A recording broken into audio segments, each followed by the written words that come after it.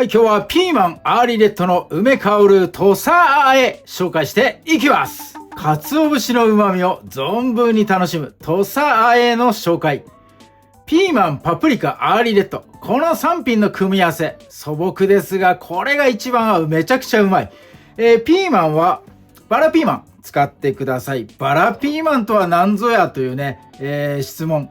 こちらの今ご覧の動画、こちらで詳しく解説しております。できればバラピーマン使ってください。見分けが分かれば、その他のピーマン料理もね、活用できますんで、ぜひとも使ってみてください。ピーマンは、1個 50g、2個で 100g、2個を基準にやっていきます。そして、パプリカですね。パプリカはね、これでっかいでしょ。100g、半分使っていきます。黄色のパプリカを推奨します。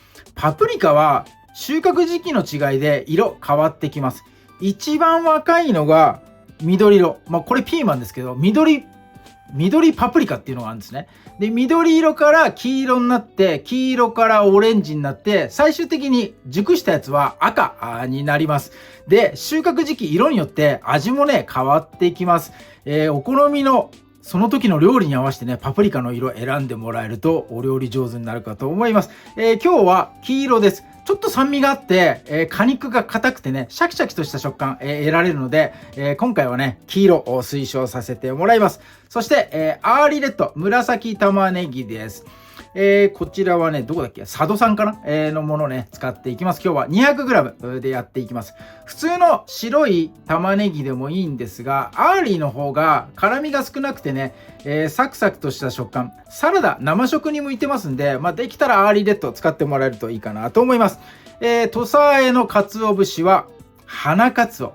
削り節のパックではなく、この花鰹を使ってもらった方が絶対美味しいんで、こちらを用意してください。5g になります。5g といっても結構あるでしょ。今日はね、鰹節の旨味を楽しみたいんでね、結構入れちゃいますね。そして、合わせるのが梅肉、梅肉の練りチューブですね。梅干しある方は梅干し叩いてもらって、チューブ状というかペースト状にねしてもらえればいいかなと思います。今日は簡単に梅肉の、練りチューブ使っていきます。それから最後いりごまちょろっと入れるとね風味付けで美味しいかなと思います。その他調味料等は概要欄の方に貼ってありますんで、そちら参考になさってください。前置きが長くなっちゃいましたが、早速作っていきます。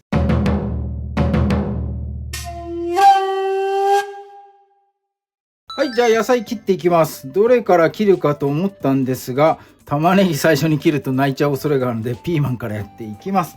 ピーマンは真ん中でね、縦に切ってもらって、この芯じゃないや、このヘタのところね、種と綿一緒にこう抜いてもらいます。種はトントンして取ってください。よいしょ。はい、今日の切り方。多分このチャンネルで初めてかな。ピーマンはね、こう繊維が縦に入ってるんで、いつも繊維に沿って切ってますが、今日は繊維に逆らう形、こっちの形で切ります。よいしょ。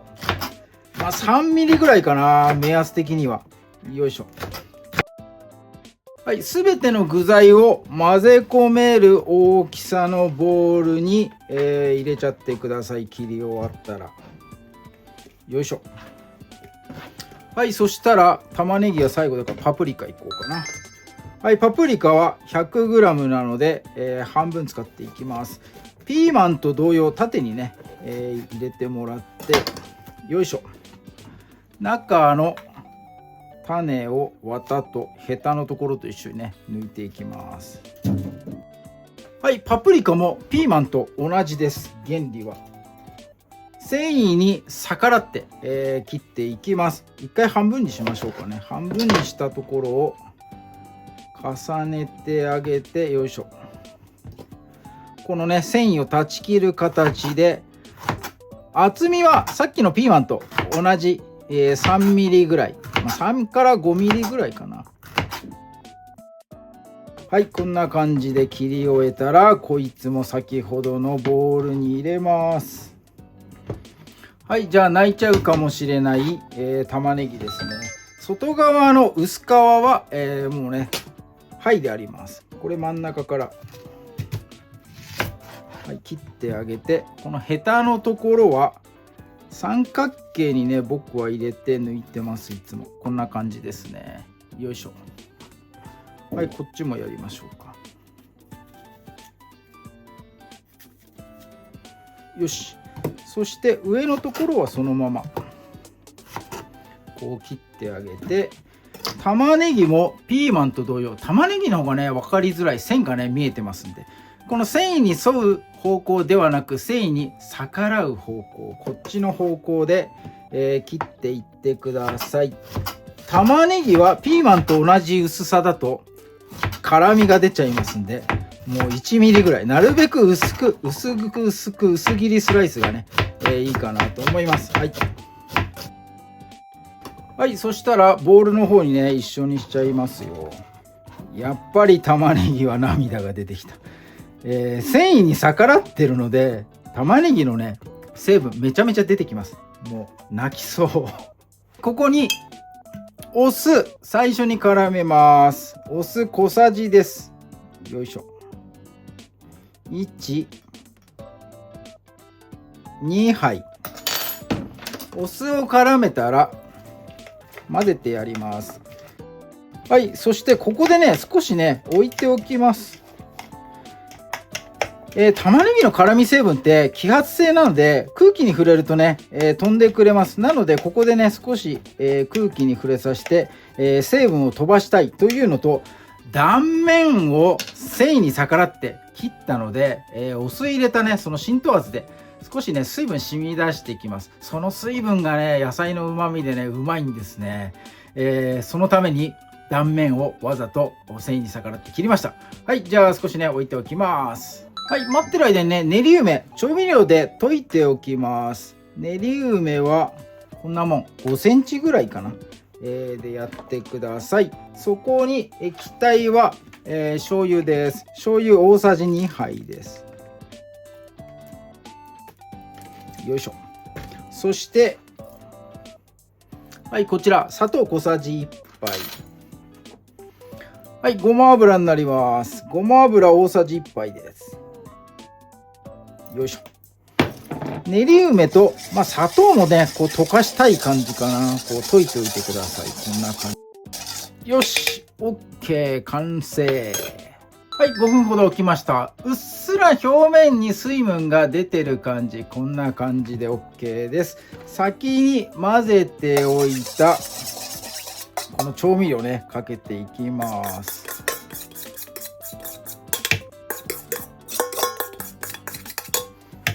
そして、ごま、いりごま、目安的には小さじ1杯分ぐらいかな。さらっとかけてもらえるといいかなと思います。はい、そしてメインのこれがメインですよ。鰹節、花鰹です。混ぜ込んでいきます。よいしょ。はい、混ぜていきます。はい、混ぜたらこれを冷蔵庫で、1時間ほど寝かせて休ませておきます。野菜から水分が出て結構ねべちゃっとした状態になります。それがうまいんです。シャキシャキの状態で食べるとまだねこの鰹節のうまみとか全然入ってないんで、味にまとまりがなくてね美味しくないんですね。野菜から染み出た水分と鰹節が出会って、そこでねうまみがぐわっとね、出ることによってこの土佐和完成しますんで、この後わざと水分を出すべく冷やすべく冷蔵庫で1時間寝かせていきます。はい、1時間後冷蔵庫で寝かせた状態です。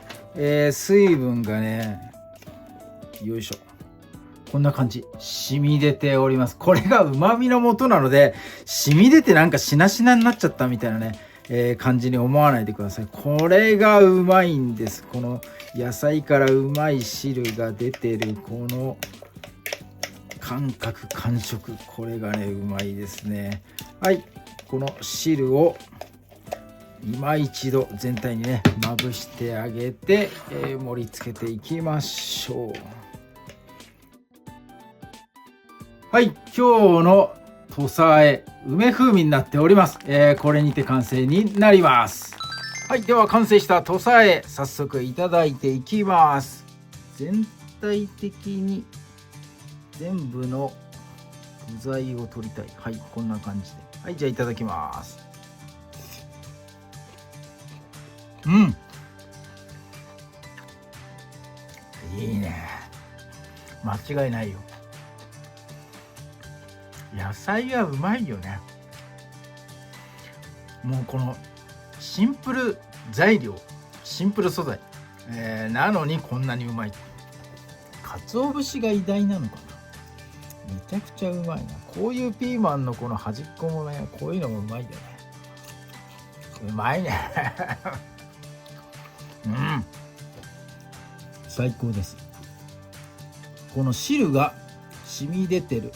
このでっかいの後でいただく。これがね、うまいんですよ。この汁が。めちゃくちゃうまい。うん。うわ、うまい。野菜から染み出た汁の味っていうのがね、分かります。それが鰹節に溶けていて、で調味料のね、ごま油とか醤油とかね、それがねこう際立っていく。これめちゃくちゃうまい。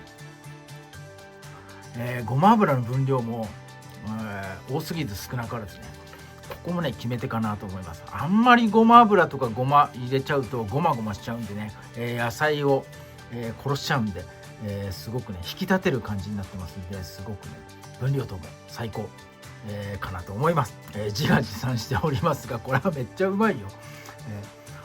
シンプル素材でこんなにうまくなるっていうのはね、やっぱ野菜の力ですね。はい、ということで今日は土佐和えです。